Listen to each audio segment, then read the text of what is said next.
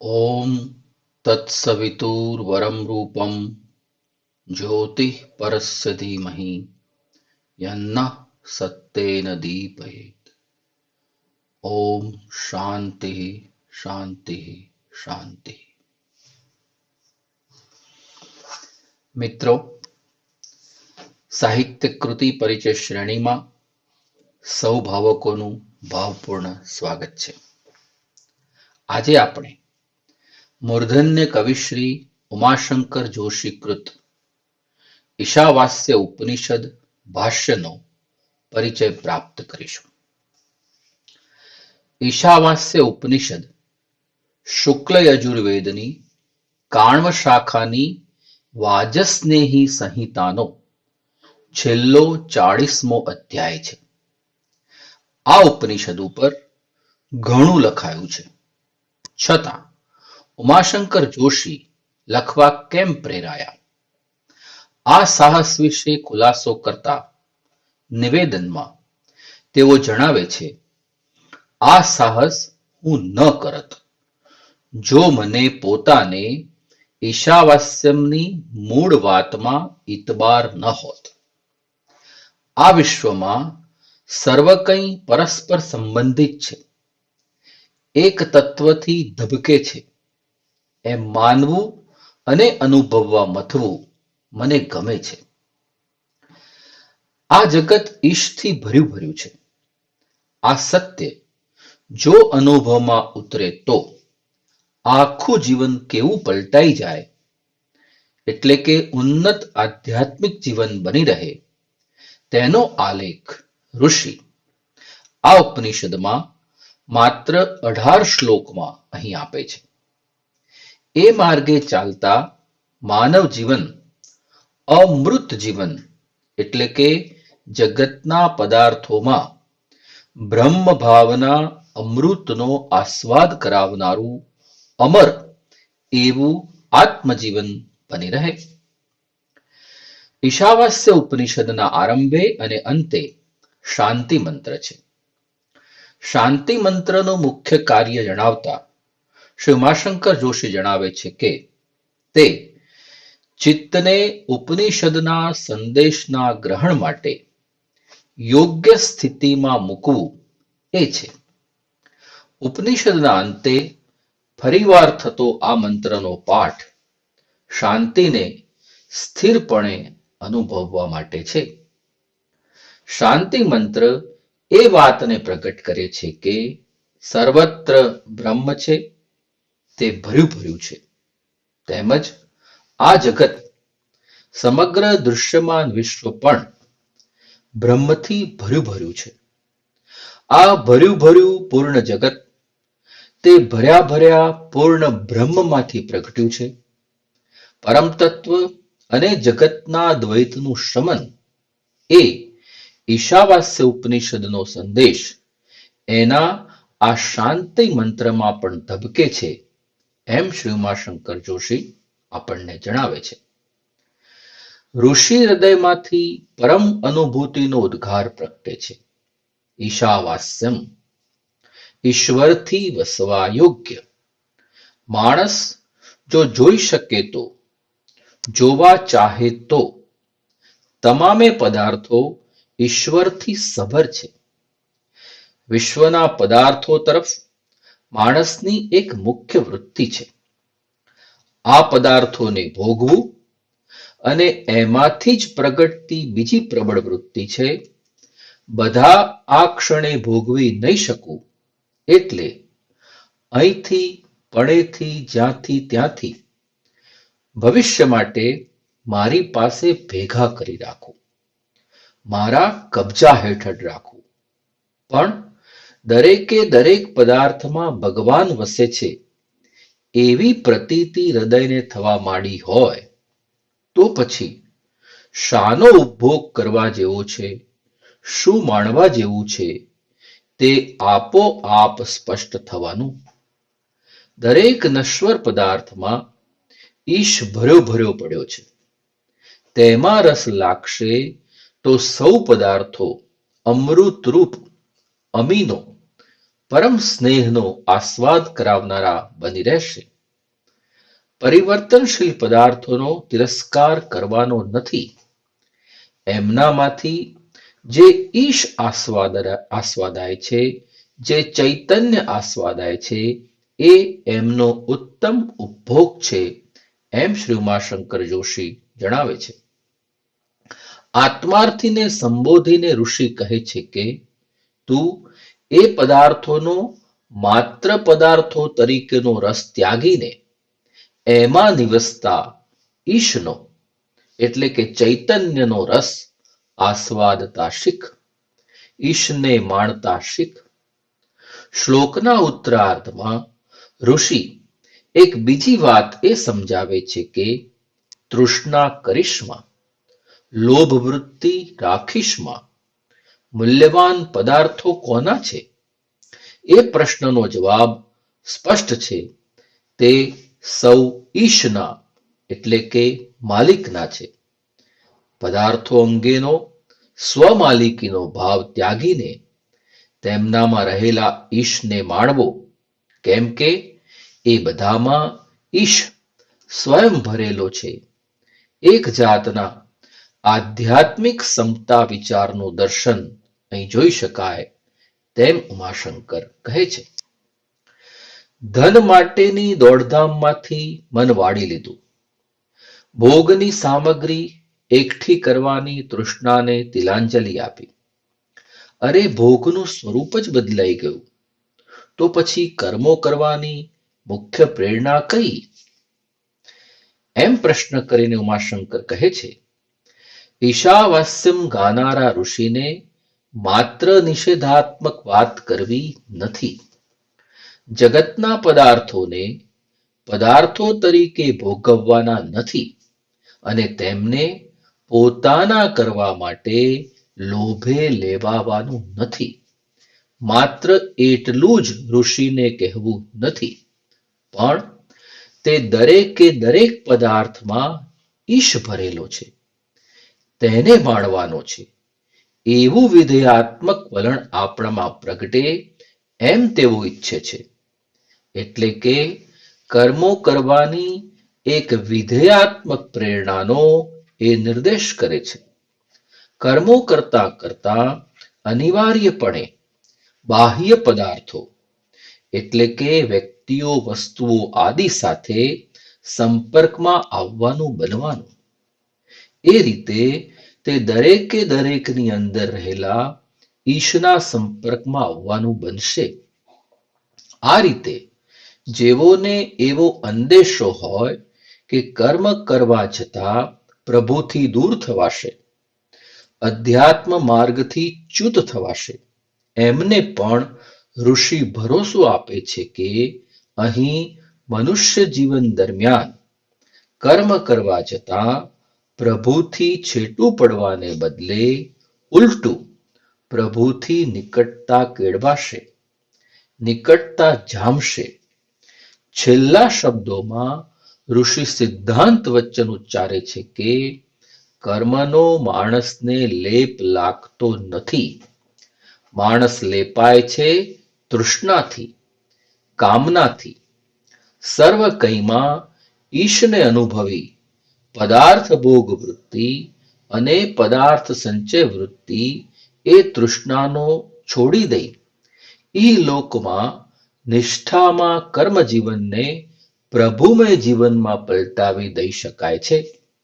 આમ ઈશાવાસ્યમ એ ઘોષણા અધ્યાત્મ જીવન અને વ્યવહાર જીવનનો વિરોધ નિર્મૂળ કરનારી છે, એમ શ્રી ઉમાશંકર જોશી કહે છે.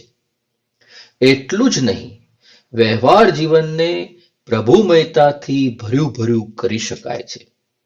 આથી માણસે દેવે દીધેલું જે કંઈ આયુષ્ય હોય તે જીવવાની ઈચ્છાવાળા રહેવું જોઈએ. એમાંથી છૂટી ભાગવાની ઈચ્છા રાખવાની કોઈ જરૂર નથી. ઈશથી ભર્યા ભર્યા જગતની વચ્ચે રહીને આ જન્મમાં નિષ્કામ કર્મ જીવન જીવતા ન આવડ્યું તો મર્યા પછી આત્મઘાતી લોકોનો જન્મ આસુરી યોનિઓમાં થાય છે અને એમના જીવન અજ્ઞાનના ઘોર તિમિરથી ઘેરાયેલા રહે છે. આ પૃથ્વીલોક સિવાયના બીજા કોઈ ગાઢ તિમિરવાળા જુદા તમોલોકની કલ્પના કરવાની જરૂર નથી, તેમ શ્રી ઉમાશંકર જોશી જણાવે છે. ગીતાના 16મા અધ્યાયમાં વર્ણવ્યું છે તેમ પૃથ્વી ઉપર જ આસુરી સંપત્તિવાળા અજ્ઞાનના અંધકારમાં ડૂબેલા માનવીઓ તરીકે તેઓ જન્મે છે. હવે આત્મા તો અજર અમર લેખાય છે, તેનો ઘાત શી રીતે થાય? અવિદ્યા દોષથી તેને ઢાંકવાને પરિણામે એનો જાણે ઘાત થતો હોય એમ એ અદ્રશ્ય રહે છે. એટલે કે આત્મ તિરસ્કરણ, આત્મવિસ્મરણ એ જ આત્મઘાત. ઈશાવાસ્ય ઉપનિષદના આ 3જા શ્લોકમાં આત્મઘાતી જનોમાં 3 પ્રકારના માણસોનો સમાવેશ થાય. 1.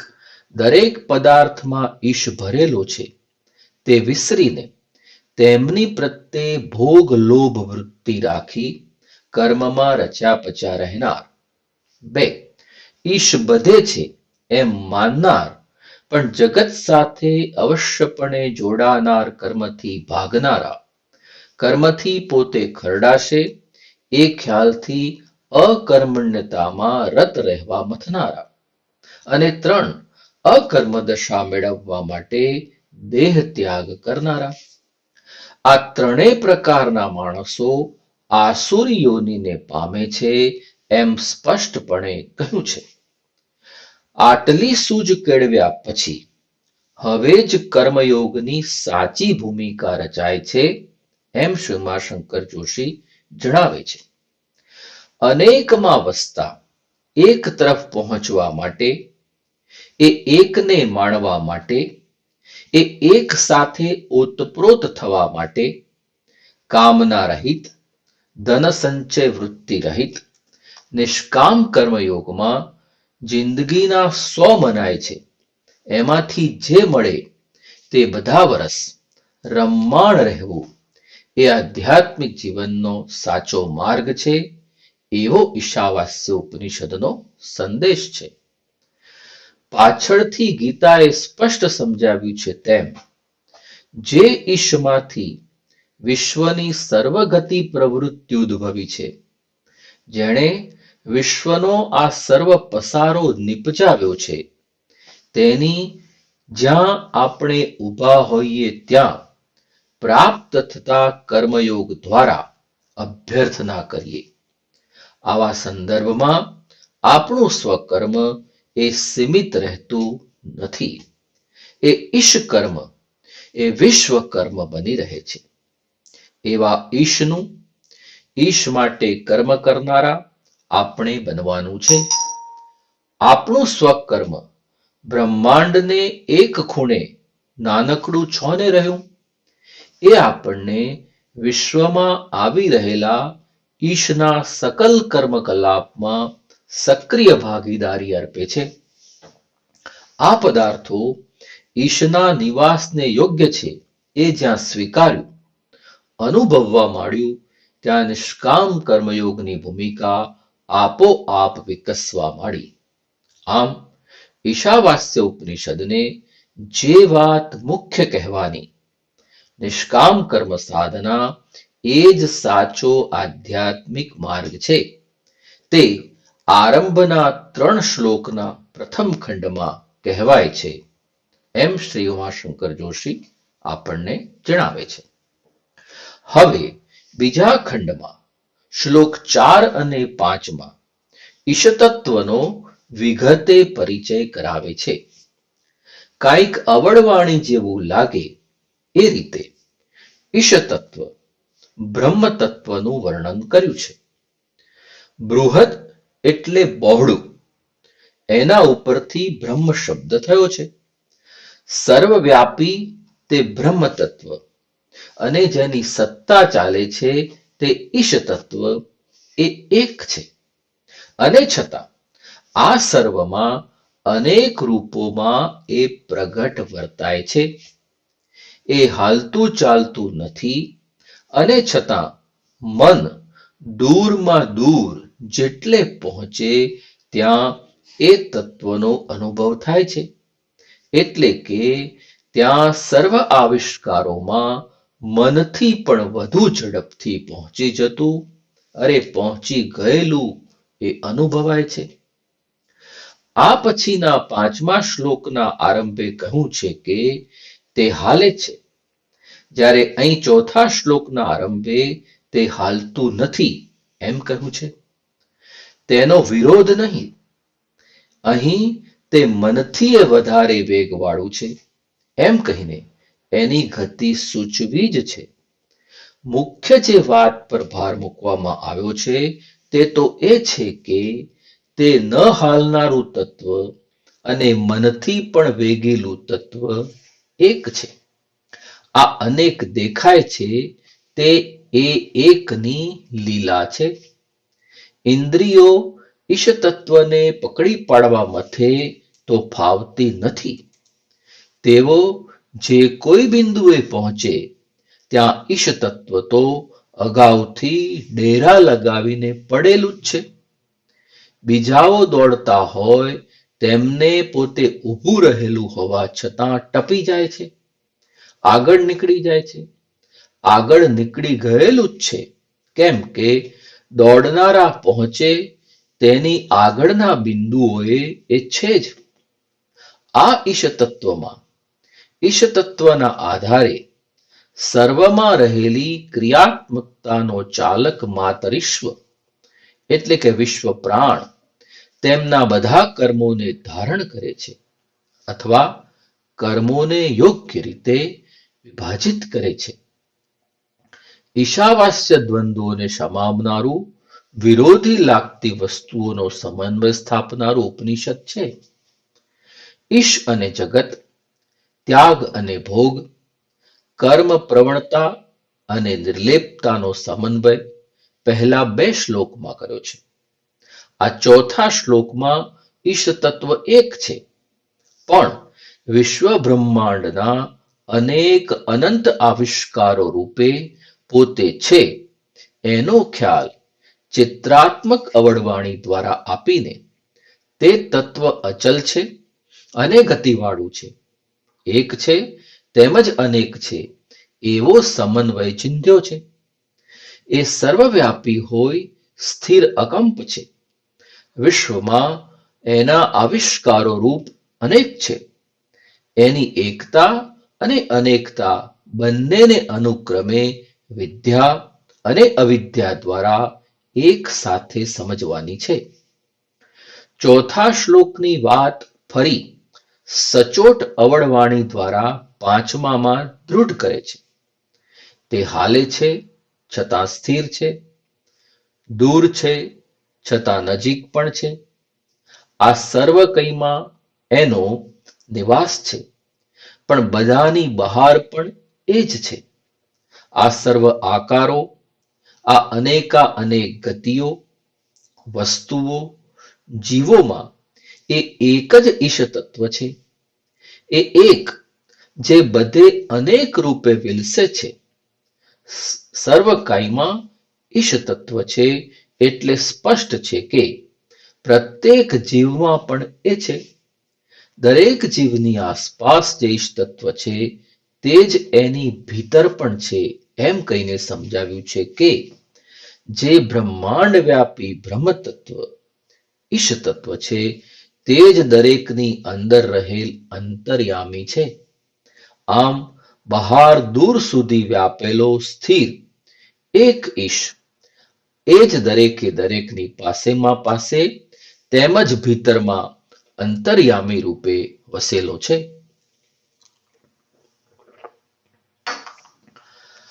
આ ઉપનિષદની રચના થઈ છે તે શરીરધારી જીવ કેવી રીતે આધ્યાત્મિક ઉત્ક્રાંતિ સાધીને પોતાનું મૂળ રૂપ સ્વરૂપ પામે તેમાં મદદરૂપ થવા માટે ઋષિએ પ્રથમ ખંડમાં શ્લોક 1 થી 3માં ઈશાવાસ્યમ એ મંત્રોચ્ચારની સાથે જ સાધકને નિષ્કામ કર્મનિષ્ઠાની દીક્ષા આપી. તે પછી બીજા ખંડમાં એટલે કે શ્લોક 4 અને 5માં ઈશ તત્વનું સ્વરૂપ સમજાવ્યું અને ઠસાવ્યું કે સર્વવ્યાપી છે તેમજ અંતર્યામી પણ છે.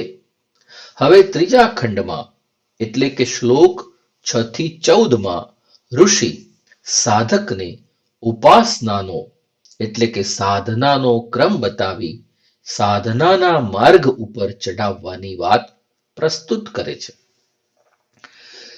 છઠ્ઠા શ્લોકનું વાક્ય પરંતુથી શરૂ થાય છે, જે સૂચક છે.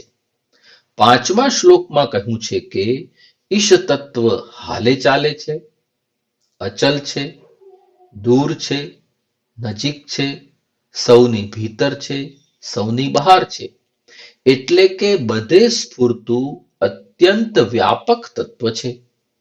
પરંતુ હવે છઠ્ઠા શ્લોકમાં કહે છે કે જે સાધક સૌ ભૂતો એટલે કે પદાર્થો તેમજ જીવોમાં પોતાના આત્માને અને આત્મામાં સૌ ભૂતોને સતત નિહાળતો રહે છે, તે સર્વમાં રહેલા ઈશ તત્વને ઢાંકવાની ઈચ્છાવાળો રહેવા પામતો નથી. તમામ પદાર્થો તેમજ જીવો પ્રત્યેનો અભિગમ પ્રાપ્ત કરવો, ઉપયોગ કરવો એ જાતનો રાખવા ગયા તો દરેકમાં રહેલ ઈશ તત્વ ઢંકાઈ જાય, નજરે ન ચટે. પરંતુ પોતાના આત્મામાં સૌને અને સૌમાં પોતાના આત્માને સતત જોવા ટેવાય એટલે પેલો વાસનાનો કામનાનો અભિગમ ટકી શકતો નથી. દરેકમાં વસતા ઈશ તત્વને ઢાંકવાની વૃત્તિ નાબૂદ થાય છે. વિજગુપ્સાનો એક અર્થ થાય છે વિશેષ પ્રકારે નફરત. કશાકથી આપણી ચેતના પાછી પડે, સંકોચાય એ જાતનો અનુભવ. જેને આત્મામાં સૌ ભૂતોને અને સૌ ભૂતોમાં આત્માનો અતૂટ ધારાવાહી પ્રત્યક્ષ અનુભવ થયા કરતો હોય, તે પછી કશાની પણ નફરત કરી શકે ખરો? વિજગુપ્સાનો બીજો અર્થ થાય છે વિશેષ પ્રકારે ઢાંકવાની ઈચ્છા. વિશ્વના દરેકે દરેક પદાર્થમાં જીવમાં રહેલા ઈશ તત્વ પ્રત્યે કામનાથી જોવું, તે સાથે જ તેમનામાં રહેલા ઈશને તો ઢાંકવાનો પ્રયત્ન થઈ ચૂક્યો. એ જ રીતે કશાની પણ નફરત કરી એનો છેવટે તો અર્થ એ જ છે કે તેમાં રહેલા ઈશ તત્વને જોવાની દરકાર ન કરી, બલકે ઢાંકવાની ચેષ્ટા કરી. જે સર્વભૂતોને આત્મામાં જ અને સર્વભૂતોમાં આત્માને નિરંતર જોયા કરે છે, તે પછીથી કોઈનીએ અંદર રહેલ ઈશને વાસના, કામના કે નફરત વડે ઢાંકવા ચાહે, ઢાંકવા કરે એ ન જ બને. એટલે કે હવે વિશ્વની વિવિધતામાં, અનેકતામાં એક ઈશ તત્વ સબર ભર્યું છે, તેની સ્થિર પ્રતીતિ વાળો એ બન્યો છે, એમ શ્રી ઉમાશંકર જોશી જણાવે છે. અહીં આગળ વધીને ઋષિ કહે છે કે સર્વભૂતો આત્મામાં જ નિરંતર દેખાય છે એટલું જ નહીં, વિશ્વના સર્વભૂતોને પોતાના આત્મામાં એ ધારણ કરી રહે છે, બલકે એનો આત્મા જ સર્વભૂતો રૂપ બની ગયો છે. પોતાનાથી કોઈ જુદું હોય, અલગ અસ્તિત્વ ધરાવનાર હોય અને તે અણગમતું હોય તો તેની પ્રત્યે જુગુપ્સા થાય. પણ પ્રત્યેકમાં પોતાના આત્માનું સતત દર્શન થયા કરે એ સ્થિતિમાં કોઈની પણ જુગુપ્સા કરવાનો પ્રસંગ રહે નહીં. નફરત થાય તેની સાથે જ સાવધ થઈ જવાય કે અરે, આ તો સામામાં રહેલા ઈશને ઢાંકવાની ચેષ્ટા હું કરી રહ્યો છું. પણ તે અલગ અસ્તિત્વ ધરાવનાર ગમતું હોય તો તો એની હાજરીમાં મોહની લાગણી થાય છે અને તેની ગેરહાજરીથી અથવા તેના મૃત્યુથી શોક થાય છે. પણ એકત્વના અનુભવ પછી સામી વસ્તુ કે વ્યક્તિ એ આત્મા જ છે એવું તાદાત્મ્ય અનુભવ્યા પછી અનુરાગથી કે નફરતથી એને રંગવાનું કે એનાથી દૂર જવાનું, તેને પરિણામે મોહ કે શોક અનુભવવાનું રહેતું નથી. બ્રહ્મ તત્વ ઈશ તત્વનું અનેકવિધ અને એકસ્ત સ્વરૂપ ચોથા અને પાંચમા શ્લોકમાં વર્ણવ્યું હતું. તે સ્વરૂપોની સાધનાની પ્રક્રિયા છઠ્ઠા અને સાતમા શ્લોકમાં સમજાવી. તેને પરિણામે સાધક કેવો નિપજી આવ્યો છે? આઠમા શ્લોકમાં બતાવે છે કે સાધક બ્રહ્મત્વ ઈશતત્વની ચોગમ ફરી વળ્યો, વ્યાપી ઘેરી વળ્યો છે. એ બ્રહ્મતત્વ શ્વેત છે, એની ઉપર કશો ઓછાયો નથી, ઉજ્જવળ ચળકતું દૈદીપ્યમાન થાય છે. એને કાયા આકાર નથી, તે નિરાકાર છે. પછી એણે વ્રણ જખમ કે સ્નાયુ તો એને હોય જ ક્યાંથી? આવા એ બ્રહ્મતત્વને સાધક વ્યાપી વળે છે. હવે એ પોતે અનેકતાને વિવિધતાને વધાવતો કવિ છે. અનેકલી લીલા જોનાર, ધારણ કરનાર, ગાનાર છે. તો એકતાને જ માત્ર ચિંતવનારો, અનુભવનારો મનીષી પણ છે. એ કવિ છે પેલા બને જતા તમામ સ્વરૂપો બીકમિંગ્સને જોનારો, ધારણ કરનારો, ગાનારો. અને મનીષી છે તમામ પદાર્થોમાં નિવસતા એકમેવ નર્યાસત એટલે કે બીંગને ચિંતવનારો. એ પરિભૂ એટલે કે ચારે બાજુ તમામ ભૂતો રૂપ બનેલો છે. બને જતા તમામ સ્વરૂપો એટલે કે બીકમિંગ્સ એ પોતે જ છે. તો એ બ્રહ્મભૂત દશામાં પોતાને સ્વયંભૂ પોતાની મેળે થયેલો અનુભવે છે. એટલે કે નર્યા અસ્તિત્વ રૂપ સત હોવાપણું બિંગ રૂપ છે. આ સ્થિતિ પ્રાપ્ત થઈ એટલે સાધક હવે સૃષ્ટિના સૌ પદાર્થોને યથાતથ પૂર્વક જે પ્રકારે છે તે પ્રકારે તેમના યોગ્ય સ્થાને યોગ્ય ક્રમમાં તેમને લાંબા કહો કે અનંત કામ માટે ગોઠવી શકે છે. તેમને ગ્રહણ કરી શકે છે, સમજી શકે છે, સ્વીકારી શકે છે અને ધારણ કરે છે. બ્રાહ્મી સ્થિતિમાં સ્થિર થવા માટે કેટલીક ઉપાસના કરવાની રહે છે.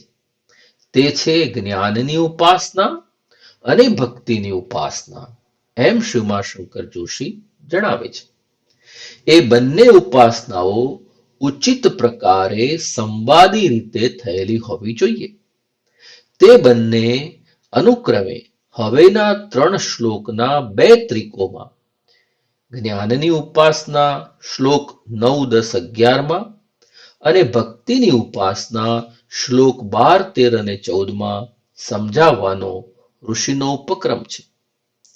શરૂઆતનું ત્રિક વિદ્યાની અને અવિદ્યાની એ જાતની સાધનાના જોડકાની વાત કરે છે. તે પછીનું ત્રિક સંભૂતિ એકસ્થ નર્યાશુદ્ધ હોવાપણાની અને અસંભૂતિની એટલે કે વિવિધતામય, અનેકતામય, વિનાશમય બને જતા સ્વરૂપોની એવી 2 પ્રકારની ઉપાસનાઓના જોડકા અંગે છે. આ બંને ત્રિકોમાં વિરોધાભાસી લાગે એવી સમસ્યારૂપ રજૂઆત છે. જેણે મહાન ટીકાકારોને પણ મૂંઝવ્યા કર્યા છે. એ બંને ત્રિકોના કોયડાઓની ચાવી ઋષિએ 8મા શ્લોકમાં કવિ મનીષી પરિભૂ સ્વયંભૂ એ પંક્તિમાં મૂકી આપી છે, એમ શ્રી ઉમાશંકર જોશી જણાવે છે.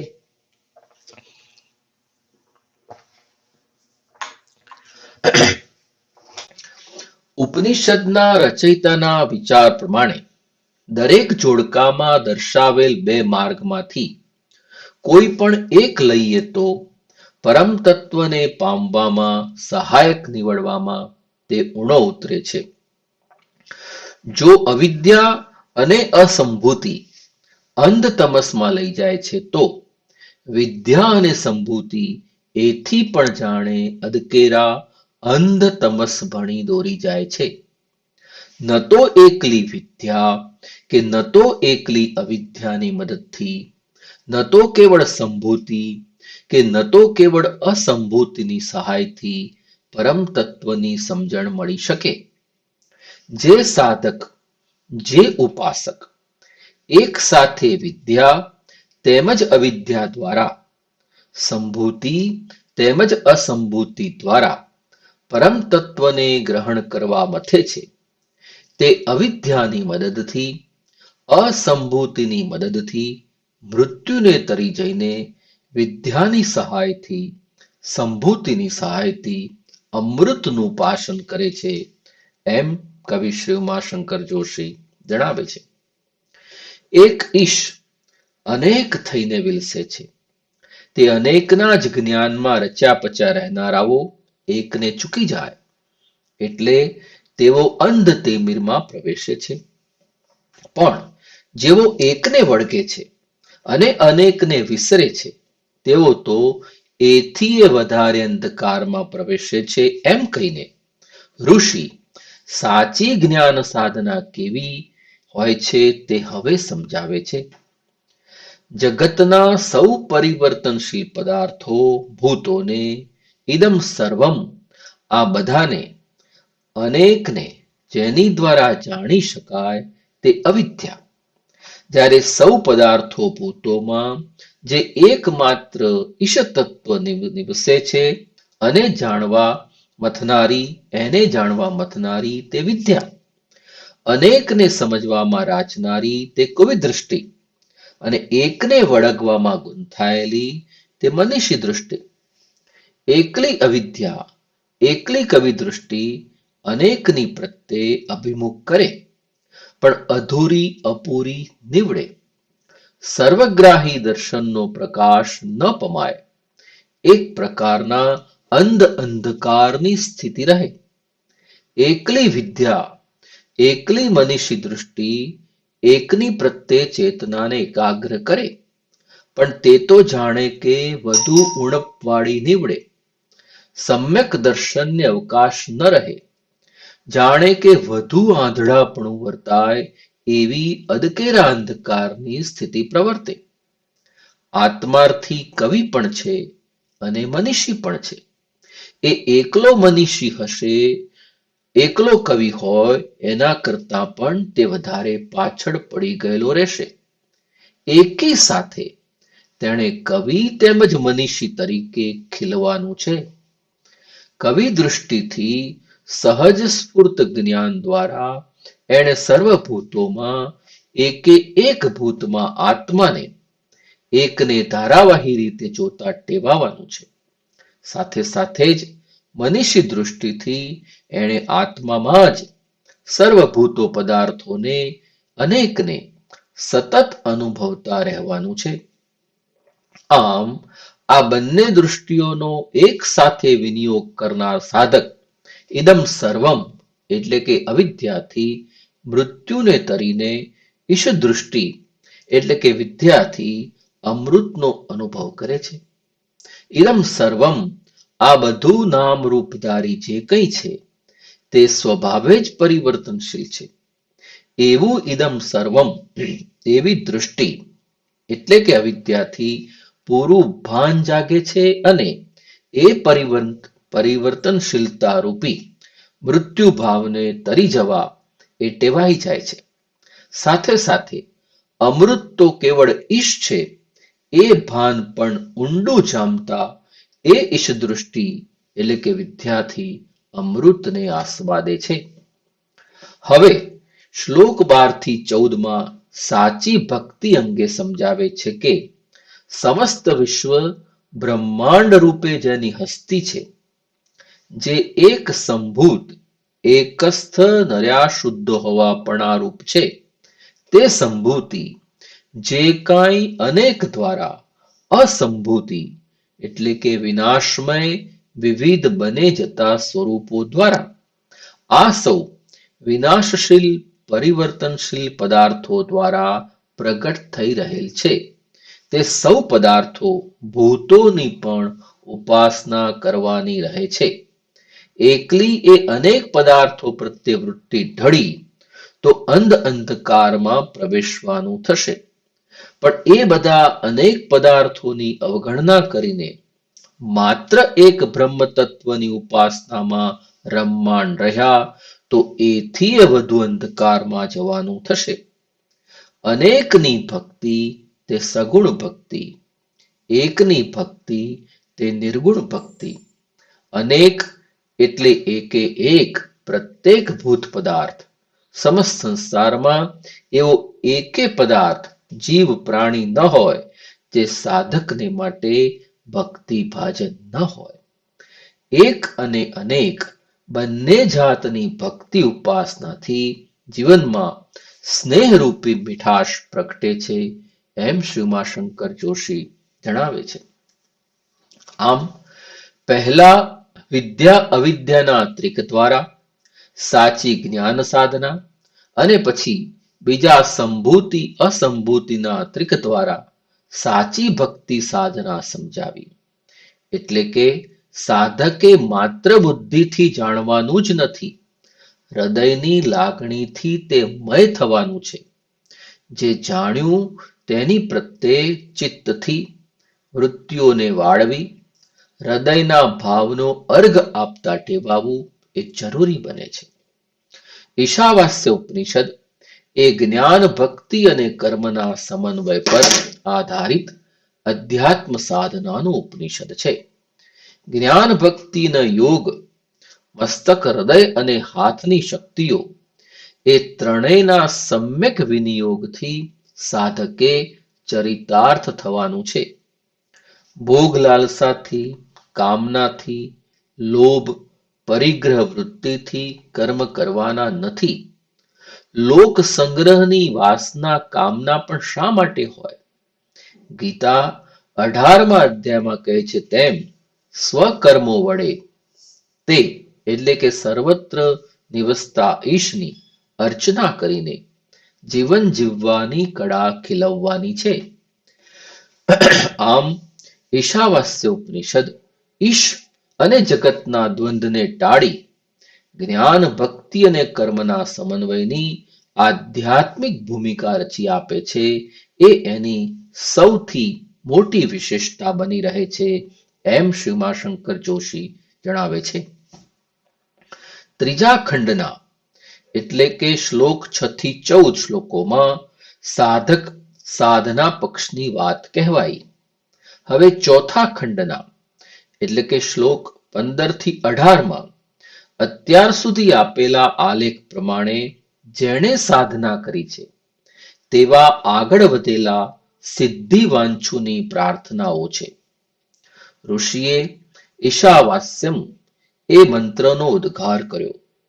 ઈશતત્વ અને ઈદમ સર્વમ આ બધું જગતની એકતા નિર્દેશી તેની સાથે જ પહેલી તકે કર્મનિષ્ઠા પ્રબોધી, પછી વિગતે ઈશતત્વનો ખ્યાલ આપ્યો, તે પછી સાધકનું સ્વરૂપ દર્શાવ્યું અને જ્ઞાન ભક્તિની સાચી સાધનાઓ કેવી હોય તે સમજાવ્યું.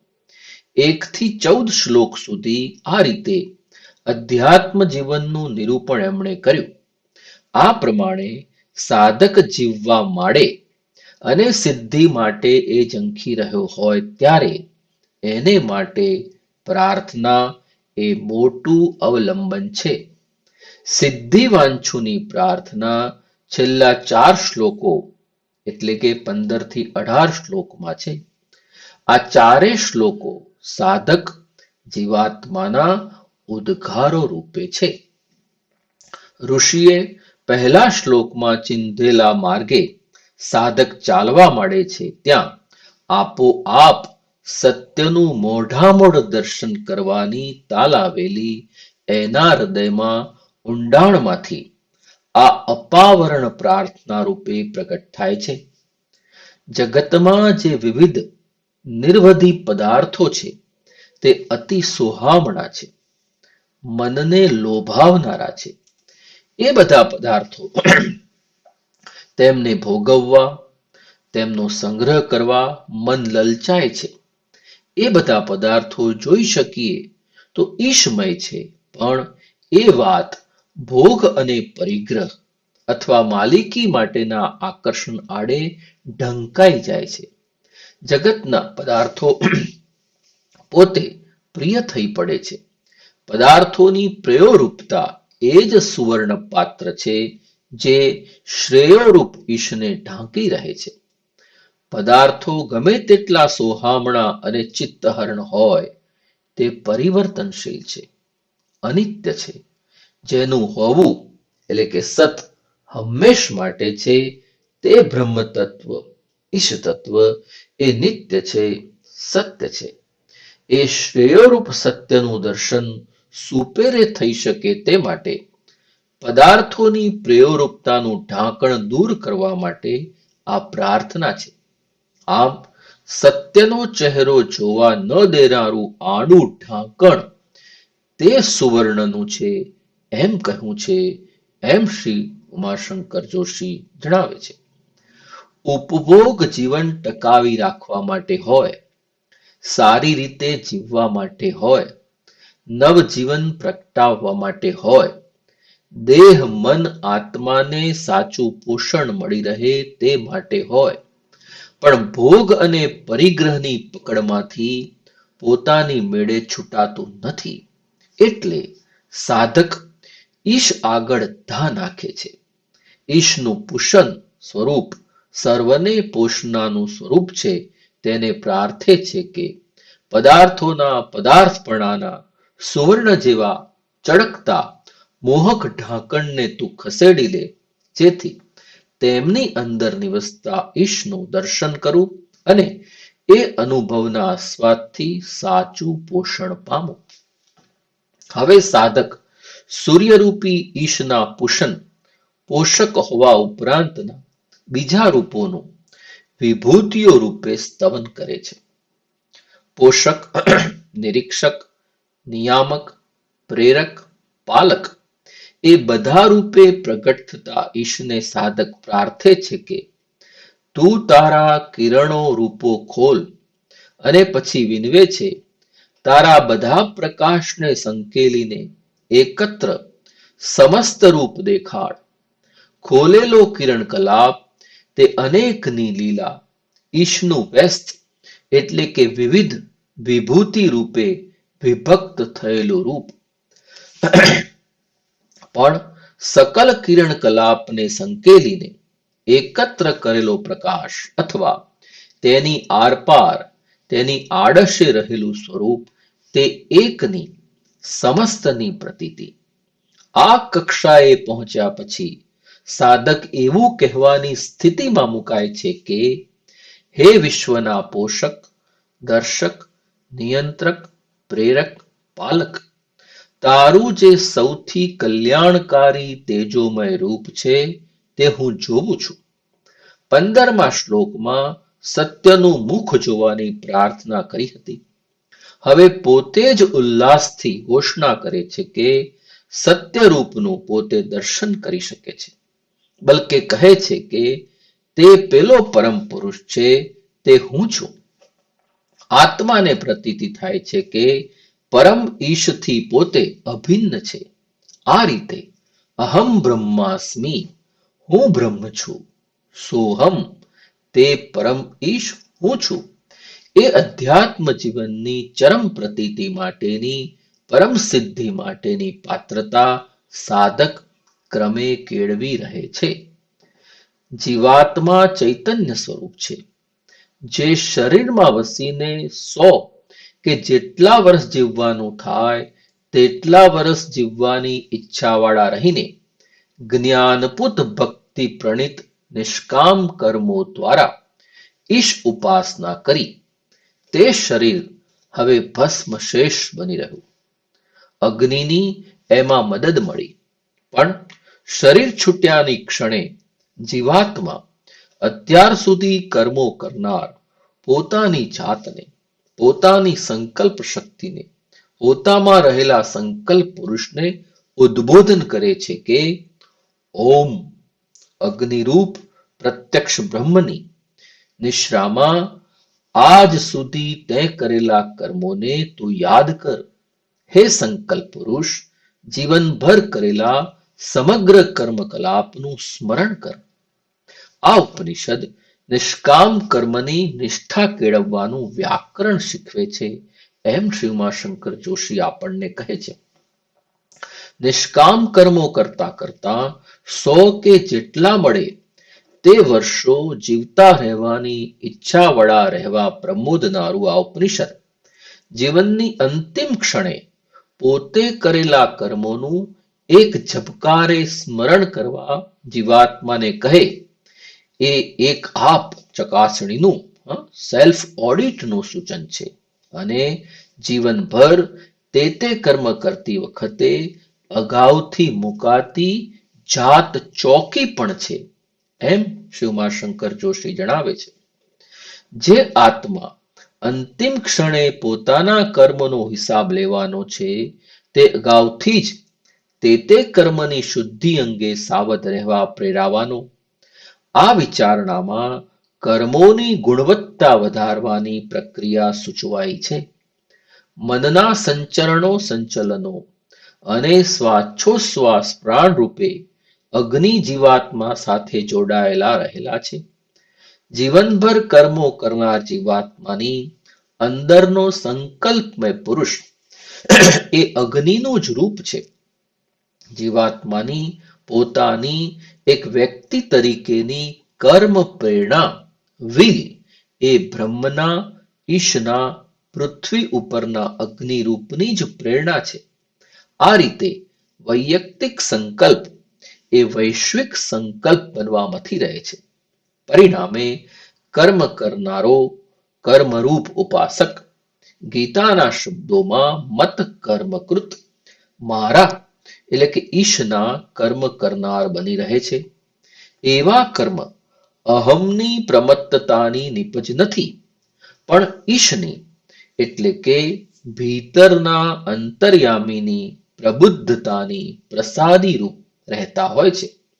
એવા કર્મ પછી બંધનકારક, લેપરૂપ, કષાયરૂપ રહેવા પામતા નથી, મુક્તિદાયક કર્મ બની રહે છે. હવે બ્રહ્મના પ્રત્યક્ષરૂપ અગ્નિ પોતામાં રહેલા સંકલ્પ પુરુષ ઓમ પાસે સૌ બ્રહ્મોપાસકો માર્ગદર્શન માગે છે.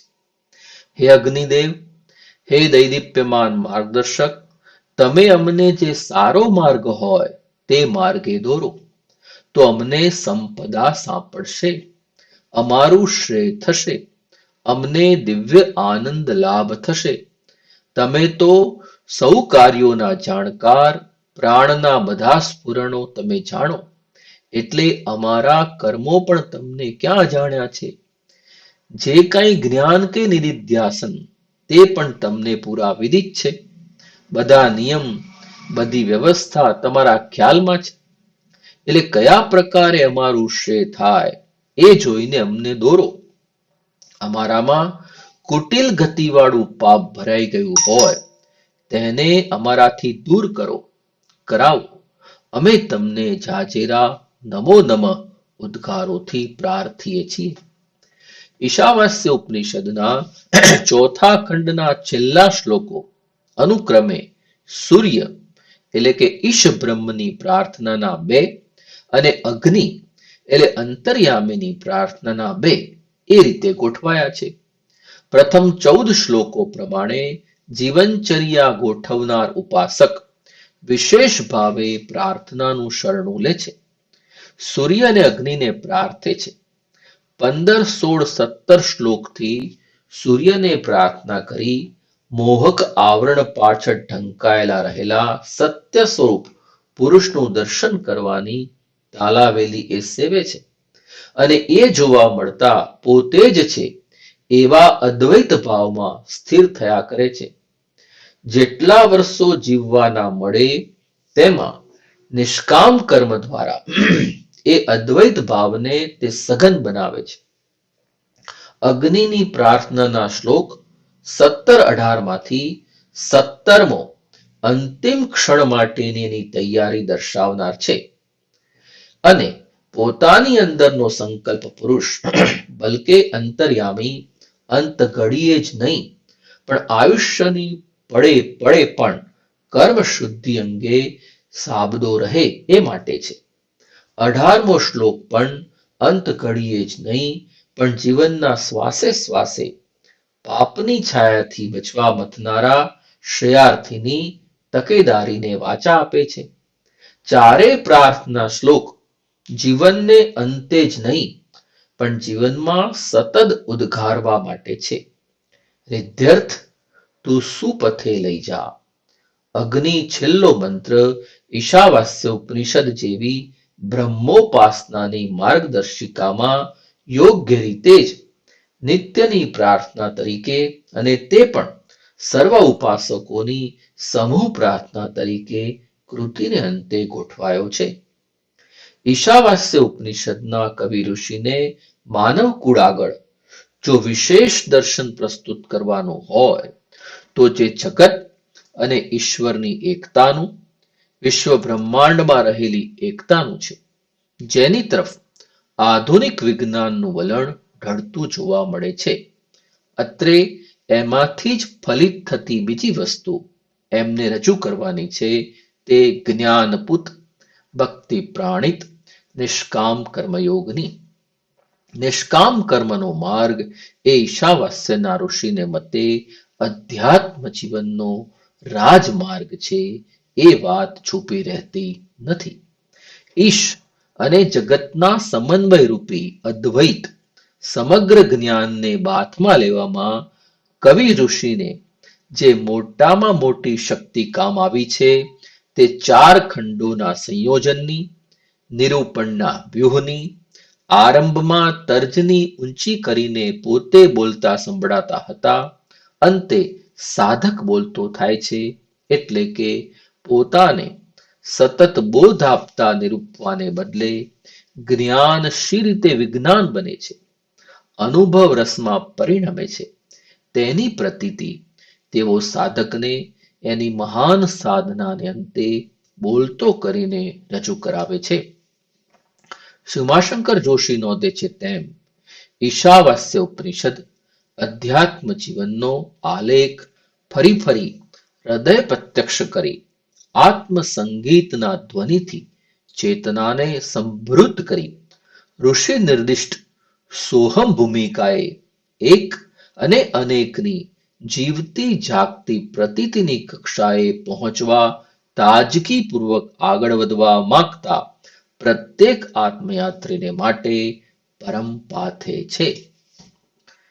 મિત્રો, સાહિત્ય કૃતિ પરિચય શ્રેણીમાં આજે આપણે કવિ શ્રી ઉમાશંકર જોશી કૃત ઈશાવાસ્ય ઉપનિષદ ભાષ્યનો પરિચય પ્રાપ્ત કર્યો. આ પરિચય શ્રેણીમાં જોડાવા બદલ સૌ મિત્રોનો આભાર, સૌને વંદન. ફરી મળીશું એક નવી કૃતિ સાથે. ત્યાં સુધી આવજો.